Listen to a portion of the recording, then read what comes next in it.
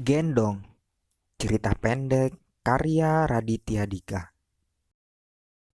Kenapa aku gak boleh gendong anakku sendiri? Tanya si suami kesal. Di ujung kamar, istrinya duduk di kursi, melihat ke arahnya.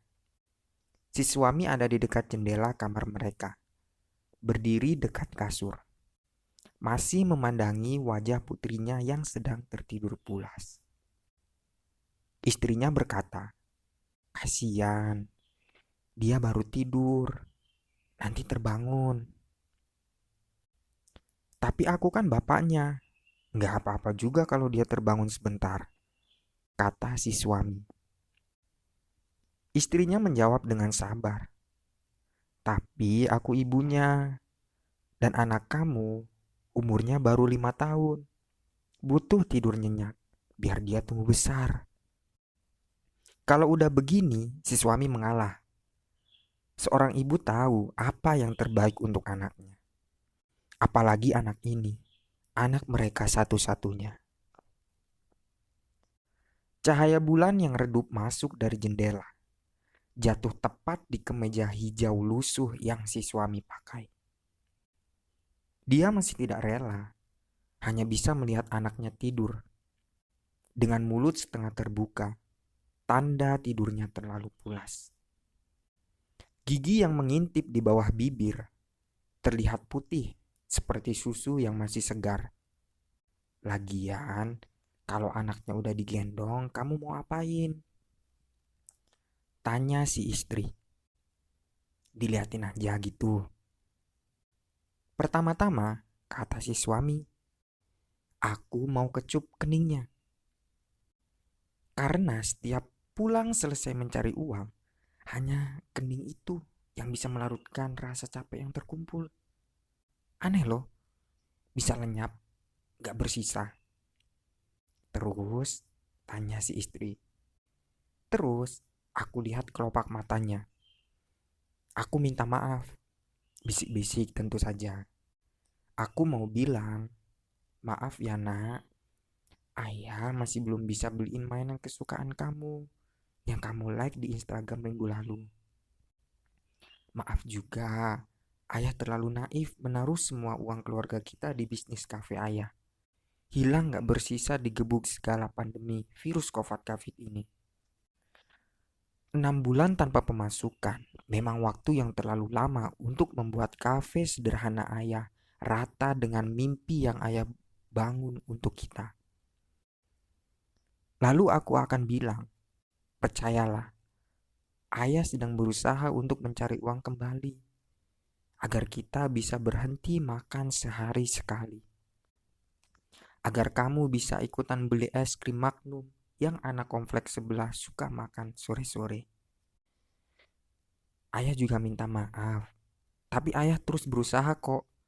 Yakin di tengah pandemi seperti ini akan ada teman atau saudara kita yang baik. Meminjamkan uang, memberi modal untuk usaha kita, usaha dari rumah. Si istri masih mendengarkan. Duduknya masih belum berubah semenjak suaminya bicara dari tadi. Si suami melanjutkan. Lalu aku akan elus rambutnya dan aku akan taruh dia kembali ke tempat tidurnya. Tuh kan, aman kan? Cuma selama itu kok. Boleh dong aku gendong dia. Si istri melihat ke arah suaminya. Bukannya menjawab, dia bertanya balik. Kok istrinya gak pernah dikecup lagi keningnya? Iya, ini kalau dibolehin gendong, kamu juga kebagian kecup kening. Janji, kata si suami. Si istri tertawa. Suaminya melihat dia dengan mata sendu. Dia berkata, maaf ya kalau aku kecewain kamu. Aku gak pernah kecewa sama kamu, Mas. Gak pernah, kata si istri pelan.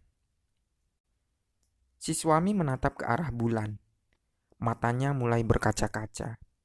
Dia melamun sendiri. Istrinya membiarkannya.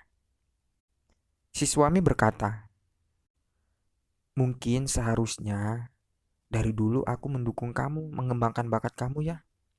Bukannya malah ngebuat kamu terjebak di rumah setiap hari begini.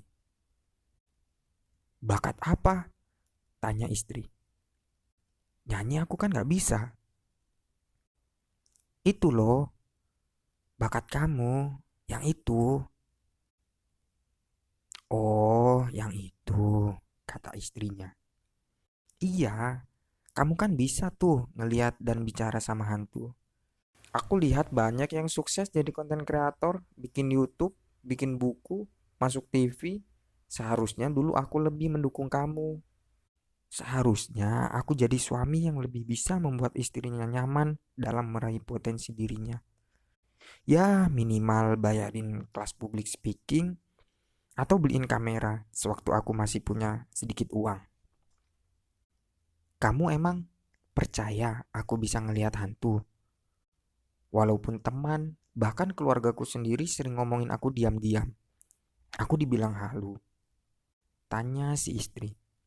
Aku percaya, kata si suami, singkat, yakin. Menikahi kamu berarti percaya dengan ucapanmu. Apa enaknya pernikahan kalau ada keraguan? Si istri tersenyum tipis. Kamu kenapa sih selalu bisa bikin aku senyum? 1 detik berlalu. Mereka diam dalam nyaman. Kamu ingat gak terakhir gendong aku? Tanya si istri. Ingatlah, di hari aku ngelamar kamu. Fotonya masih aku simpen tuh di laci paling bawah, di dekat charger handphoneku yang rusak. Si suami menunjuk ke arah laci. Si istri menarik nafas panjang. Dia memandang ke arah suaminya. Waktu itu, kamu gendong aku di halaman kafe dedaunan di Kebun Raya Bogor. Sampai malu diliatin orang. Kamu gendong aku setengah berlari. Kamu terlalu bahagia karena aku bilang, aku mau. Setelah kamu bilang, mau gak jadi istriku? Yang paling malu sih bukan gendongnya, tapi 10 menit sebelum aku lamar kamu. Waktu aku kasih lihat isi saldo bankku saat itu. Waktu aku bilang, aku cuma punya segini. Iya, kata si istri. Dan aku kan bilang, berapapun cukup asal sama kamu.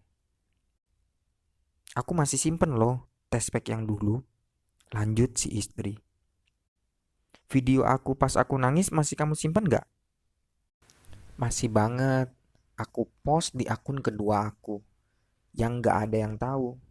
Yang biasa aku pakai buat order sambal teri goreng kesukaan kamu. Yang penjualnya nyebelin itu loh. Dulu kita masih punya uang ya buat beli hal-hal kayak gitu, kata si suami. Maaf ya, kamu pasti kecewa sama aku. Aku gak pernah kecewa sama kamu, Mas, kata si istri. Gak pernah. Si istri duduk diam. Dia menghapus air matanya yang jatuh 1 tetes.